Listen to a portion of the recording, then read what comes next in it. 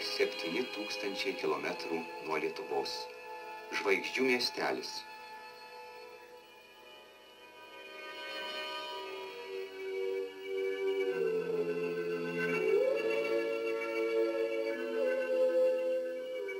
Metrikacijos biuro atstovas, miestelio komjaunimo komiteto sekretoriaus pavaduotojas Stanislovas Junevičius, Vilnietis. Jaunieji ukrainiečiai Nina Lisko ir Anatolijus Tomka, 48 pora žvaigždžių miestelio istorijoje. Čia gyvena ir kaunietis Juozas Mankevičius.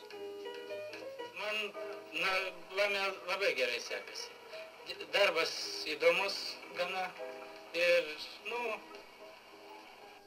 gamta labai graži čia. Taip, kad dirbti galima ir mokytis taip pat. Mes sukūrėme šeimą. Iki gal statybos pasiliksime čia. Baigsim statybą, tada žiūrėsim toliau. Rusaitė inžinierė Liuda Mankevičienė tos pat nuomonės.